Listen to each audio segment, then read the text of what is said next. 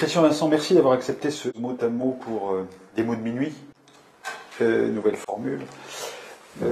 Premier mot, c'est une expression, enfin non, c'est même le nom d'une région, c'est Pas-de-Calais. Pas-de-Calais, Pas-de-Calais. J'y retourne tout le temps. C'est le 4e film que je tourne dans le Pas-de-Calais. Et la première fois, c'était il y a 18 ans. C'était presque une injonction de Claude Berry, parce qu'à l'époque, je développais un film, enfin un scénario chez lui, et puis je cherchais une ville qui s'était beaucoup transformée en l'espace de 20, 25, 30 ans, etc. Et puis c'est lui qui m'avait dit, mais va à Liévin, tu vas trouver ce que tu cherches. Et j'étais allé là-bas, et puis j'avais trouvé effectivement ce que je cherchais, et puis ce tournage, je sais pas, des liens sont créés avec la région que je connaissais pas du tout. J'étais jamais allé dans le Nord, et j'y suis retourné régulièrement. Après, 2 ans après, j'ai conduit un atelier d'écriture à Roubaix, avec un romancier qui s'appelle Ricardo Montserrat, et puis de l'expérience est sorti un roman, et puis on a tiré un film de tout ça, et puis j'y suis encore retourné il y a 3 ans, mais dans le Haut-de-Marois, du côté à Saint-Omer, voilà, parce que j'ai adapté un roman de Simon qui s'appelle Les Complices, et puis encore l'année dernière, voilà, j'y suis retourné. Pour l'Hermine. Ouais. Avant d'arriver à l'Hermine, la question de la maturation. Christian Vincent, filmographie, 10 films, c'est relativement peu. Qu'est-ce que c'est que votre maturation à vous? Le temps, ce temps que vous prenez à aboutir un projet ou un délire de film? Le temps, c'est marrant parce que à une époque, quand on me demandait pourquoi tu fais des films, je disais mais c'est le métier qui m'offre le meilleur emploi du temps possible. C'est-à-dire qu'il y a des moments de respiration, de solitude, il y a même des moments où on ne fait rien du tout, et ça c'est très appréciable. Les moments de solitude, c'est l'écriture, et puis ensuite, à partir du moment où voilà, un producteur commence à trouver des financements et commence en préparation, la préparation, c'est la base de la découverte. On découvre des villes qu'on ne connaissait pas, on découvre des visages, et puis on arrive au tournage, et là c'est l'exaltation, quoi. Au départ, c'est une petite idée, un film, et puis ensuite on se retrouve avec une armée de 60 personnes à diriger. Restons sur le mot temporalité. Ce temps long que vous savez apparemment utiliser, dans lequel vous trouvez du plaisir, est un temps qui ne correspond pas à l'immédiateté dans laquelle on vit aujourd'hui. Est-ce que la société, dans son brouhaha, vous agresse?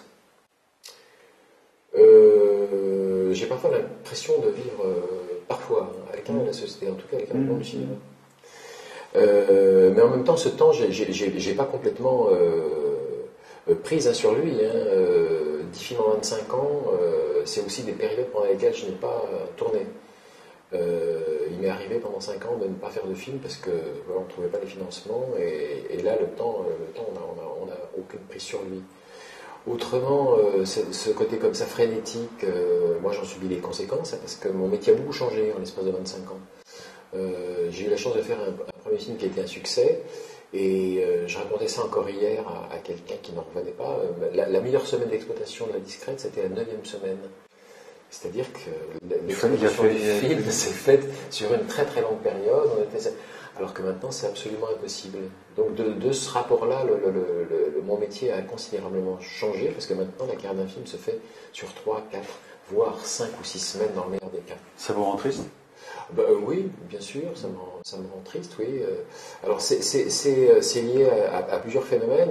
Il y a 25 ans, quand on sortait 5 ou 6 films par semaine, c'était énorme. Maintenant, il en sort 15 ou 20. Donc il y a un phénomène de rotation, c'est presque mathématique. Voilà. Et du coup, ça privilégie les films forts sur les films faibles. Enfin, je dis les films forts, ce sont ceux qui disposent de l'assise, des salles, etc. Des choses comme ça, etc. Parce que ça ressemble presque à un rapt maintenant, une sortie de film. C'est prosaïque et virtuel.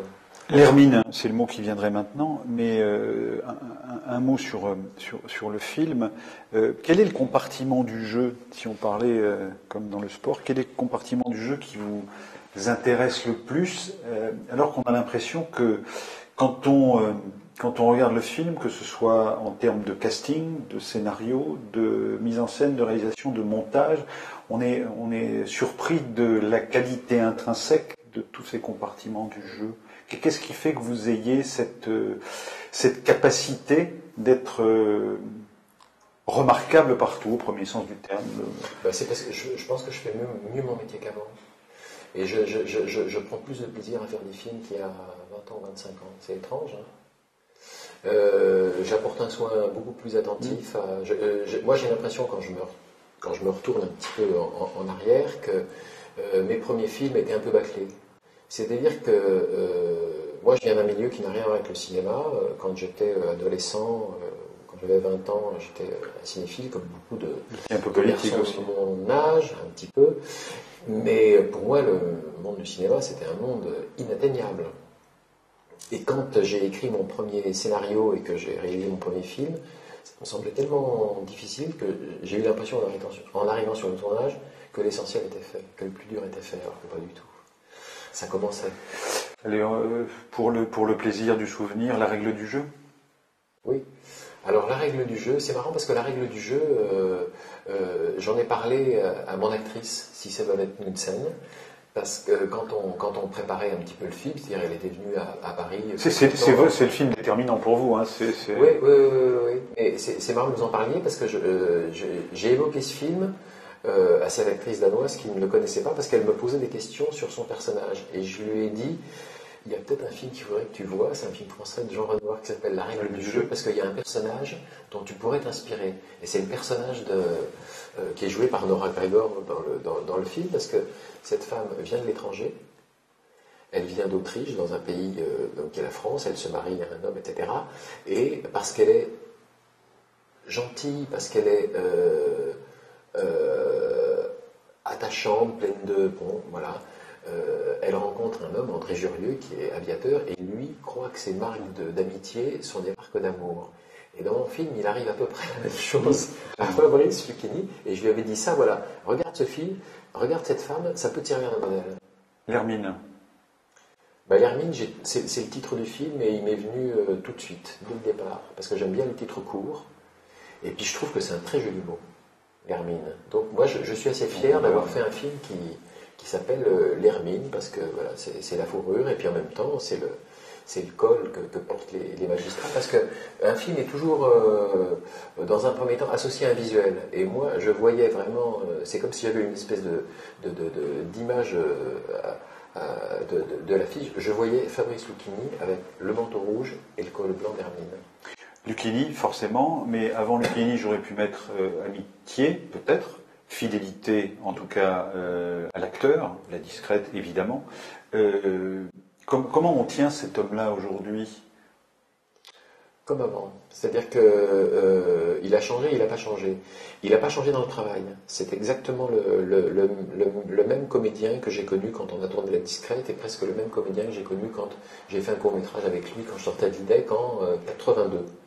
C'est-à-dire que c'est un acteur qui reste à sa place, qui respecte le travail de celui qui a écrit et qui met en scène. C'est pas un comédien frustré. C'est pas un metteur en scène frustré. Alors ça, c'est pour un metteur en scène. Oui. Et ça, pour un metteur en scène, travailler avec des acteurs qui sont pas des metteurs en scène frustrés, c'est une chance. Voilà. Donc il reste à sa place, étrangement, alors qu'il occupe un espace incroyable, etc. Mais c'est quelqu'un qui sait rester à sa place, et il a une autre qualité. Dans le jeu, avec les autres interprètes, il est généreux. C'est-à-dire qu'il vient toujours au secours de quelqu'un qui est dans la difficulté. Parfois, on tourne avec des acteurs qui n'ont pas beaucoup d'expérience, qui viennent là une journée ou qui sont intimidés par Fabrice, et lui, il essaie toujours de les tirer vers le haut, parce qu'il a compris que de toute façon, si l'autre en face de lui n'est pas bon, lui, il risque d'être moins bon. Bergen. Alors Borgen, c'est là où j'ai vu pour la première fois Si ça peut être une scène. Donc j'avais vu, je ne suis pas sûr d'avoir vu en entier la première saison, mais j'ai vu la deuxième et la troisième. C'est série politique, hein, sur le monde politique, dans toute sa splendeur. Elle a le rôle principal, elle joue une femme politique danoise, et j'ai été émerveillé par cette actrice. Je la trouvais belles comme peuvent l'être belles les femmes de 45 ans. Quand elles sont belles, il y a pas... Il y a difficilement plus... Voilà. Et puis j'adorais, parce que il y a quelque chose qui me plaisait beaucoup chez ces Buffy, c'est qu'elle était presque une héroïne des films de John Ford. C'est-à-dire des femmes qui sont à la fois belles, mais qui sont fortes, avec lesquelles on peut traverser les États-Unis d'est en ouest, etc. Sans problème. Et je trouvais qu'elle avait, même alors qu'elle est extraordinairement féminine, je trouvais qu'elle avait quelque chose d'un peu viril. Et ça me plaisait beaucoup. Et ça ajoutait, je trouve, à son charme et à sa beauté. Et du coup, ça tenait tête à Lucchini. Enfin, en tout Exactement. cas, symboliquement. Ouais, je veux dire. Oui, parce qu'elle a quelque chose elle est un peu couillue. Couillu, c'est Voilà. un joli mot. Je vous remercie de m'avoir glissé dans cette conversation. Nous allons d'ailleurs regarder un extrait de ce film. Je déclare l'audience ouverte. C'est le président de la cour d'assises. Je vous demanderai de rester debout, s'il vous plaît, monsieur. On aime, on le déteste. Bonjour, monsieur le président. Je suis partie civile pour le ministère public sur l'affaire UBS. Allez, bonne journée. Au revoir. Je vais vous demander vos noms, prénoms, âge, profession. Beuclin, Martial. Monsieur, je vous demanderai de regarder dans la direction de la cour, monsieur. Nous allons procéder au tirage au sort des 6 jurés chargés de vous juger. Madame Jeannette Marot. Monsieur Debrune Serge. Madame Lorenzen Cotterel Diteux.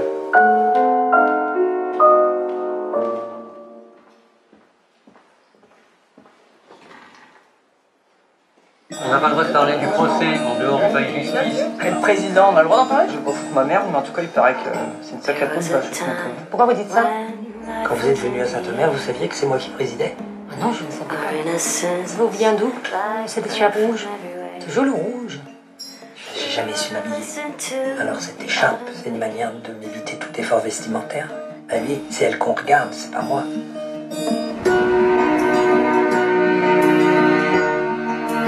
Pourquoi vous n'avez pas répondu à ma lettre?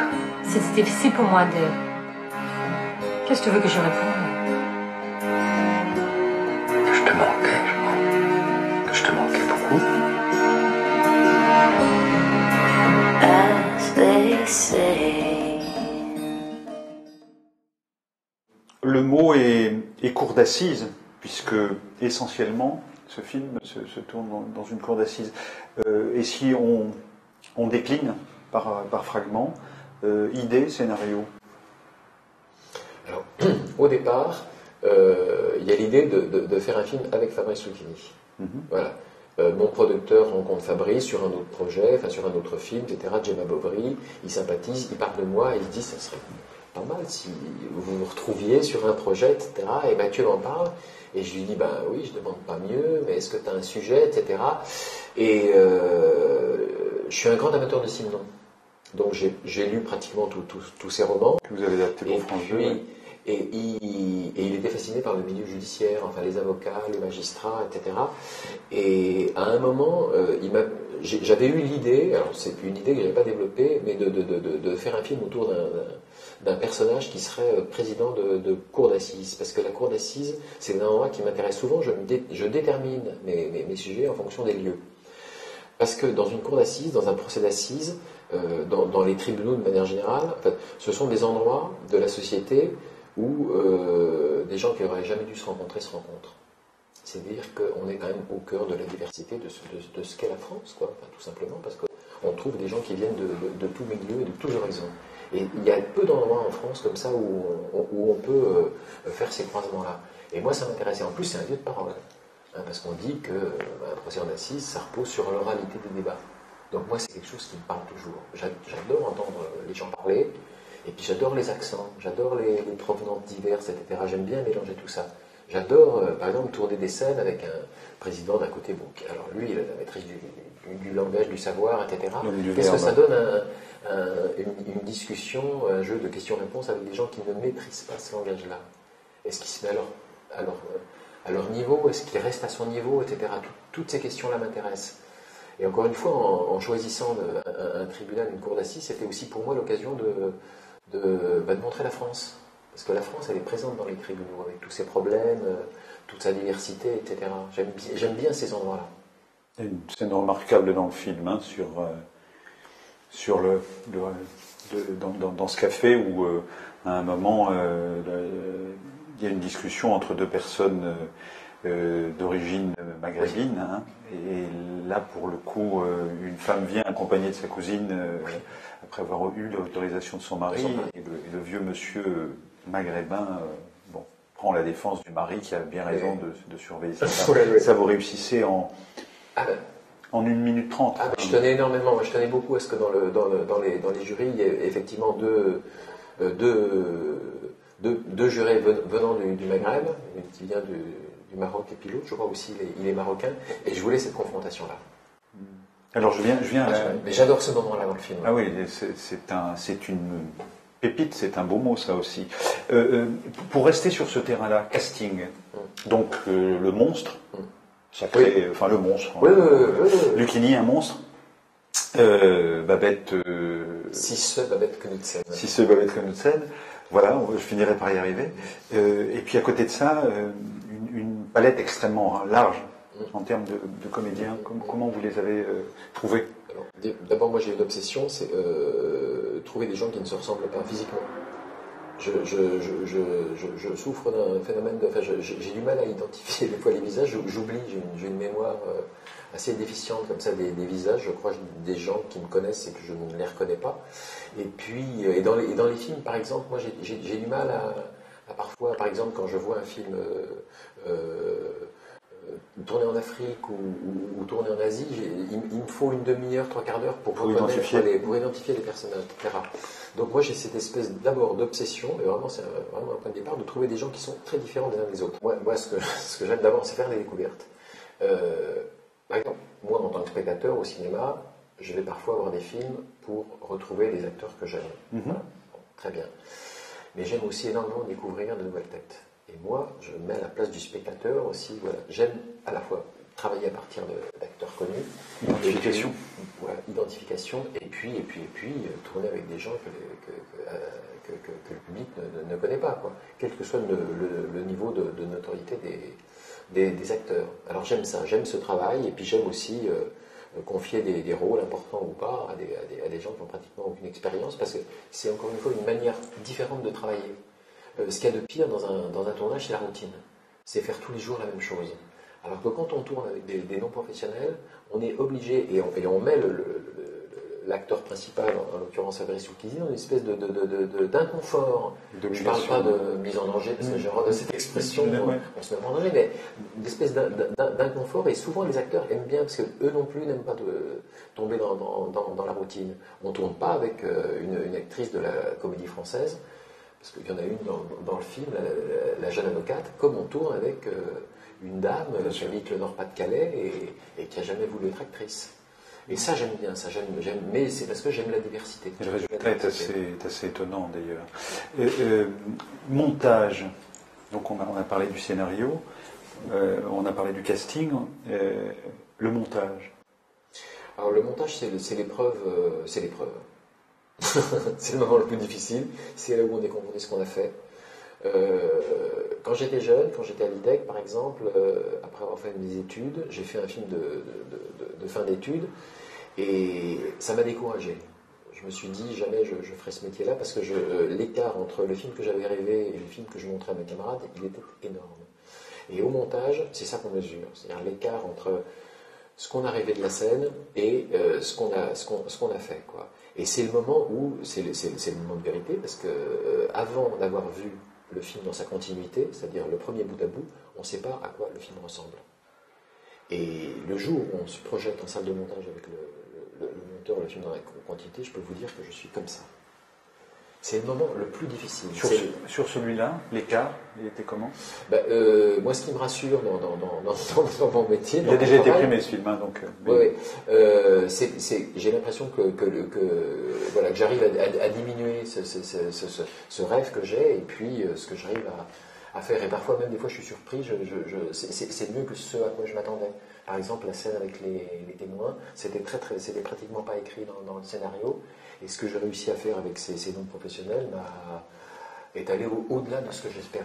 Certainement. Mais c'est le but qu'on doit se fixer quand on est cinéaste. Si on ne fait pas mieux que le scénario, il vaut mieux changer de métier. Peut-être 4 mots pour terminer. Je reviens sur la réalisation et je pose 2 mots, ou pas d'ailleurs, exigence et perfectionnisme. Je ne me trouve ni exigeant ni perfectionniste. C'est terrible. Félicitations. Non, mais des fois je m'en veux, hein, parce que je me trouve assez paresseux. Je trouve que je ne vais pas suffisamment loin dans le travail de préparation, et même au moment du tournage. J'aime bien être. J'ai un défaut, c'est que j'aime bien être dans le plan qui suit. Donc j'aime bien que les choses aillent vite. Et j'enchaîne assez rapidement, etc. Et je me contente assez vite quand ça me plaît plutôt, etc. Je dis bon, on passe à autre chose, etc. Mais parce que j'ai des. Donc on n'est pas une multiprise. Non. Je tourne assez peu. Et puis je suis, je suis un bon réalisateur pour les producteurs parce que j'ai horreur de dépasser, mais j'ai une espèce de rapport au producteur qui est un peu idiot parce que je pourrais dire après tout je m'en fous, ok, je vais faire foutre, etc. C'est leur problème, l'argent, etc. Mais non, je suis très, je sais pas comment dire, enfin, c'est plus que consciencieux, c'est un peu, et des fois je trouve que je vais pas suffisamment loin dans les exigences, dans la précision. Un peu de névrose quand même. Oui, bon. J'aimerais bien changer sur ce plan-là, mais j'arrive pas à m'en foutre. Je pourrais dire, oui, il faut tout le monde en disant, attendez, la prise, je ne l'ai pas, on la redépasse, et on reste sur ce décor-là et on continue de maintenant, je n'ai jamais osé le faire. Deux mots. On a parlé tout à l'heure de diversité par rapport notamment aux acteurs. Plus généralement, dans la société française, alors que vous avez été titillé par la politique et par le militantisme à une époque de votre vie, comment est-ce que vous entendez le mot diversité ? Alors, moi dans mon métier, par exemple, en ce moment, ça veut dire ne pas tourner à Paris. Parce que Paris, c'est pas la France. Paris, c'est une espèce de ville-monde, c'est tout ce qu'on veut, etc. C'est pour ça que je vais tourner en province et précisément dans le Pas-de-Calais. C'est pour ça aussi que je mets ma caméra dans un tribunal. Parce que là, on est vraiment au cœur de ce qu'on appelle la diversité. Voilà, on trouve des hommes, des femmes différents qui viennent de tous les pays du monde, etc. Moi, j'essaie de... Pour moi, enfin, l'Hermine, c'est de ce point de vue-là un film politique, hein, parce que d'accord. Je montre mon pays, la population française dans toute sa diversité, sans chercher à prendre parti non plus. Parce que je veux, c'est quand même... C'est montrer, quoi. C'est faire une espèce d'état des lieux. Dans un autre mot à mot, il y avait une expression qui était utilisée par Reda Kateb sur l'idée qu'une société doit prendre soin de ses citoyens ou de celles et ceux qui l'habitent. Et vous trouvez qu'on prend assez soin aujourd'hui, que la société prend assez soin? Bon. Non. Alors on va développer. Je voudrais terminer par un petit mot. Un mot qui est un clin d'œil, c'est barbe. Barbe? Ça m'évoque quoi, barbe? Vous en avez une, mais... Ah oui, ou mal rasé plutôt. Non, sinon, comme il n'y avait pas la réponse spontanée, ça aurait évoqué quoi, barbe? J'ai pensé au nord, Sainte-Barbe, parce que je crois que c'est une... Le 4 décembre. C'est la fête des mineurs. C'est la fête des mineurs, voilà. Mais c'est mon côté, amateur de liévin, du bassin minier, etc.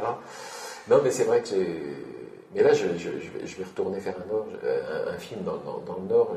L'action de mon film se situe à Calais. Et ça ne parlera pas de la jungle. De la jungle. Elle sera peut-être en fond comme ça, elle va être évoquée à un moment donné, mais ça parlera d'une jeune femme marocaine qui est mariée à un Français, qui est ambulancier, et son malheur, c'est qu'elle plaît terriblement aux hommes. Et pas aux hommes de sa classe sociale, aux bourgeois de Calais. Ah oui, donc on voit le drame est en gestation. Merci Christian Vincent de Somotao. Merci.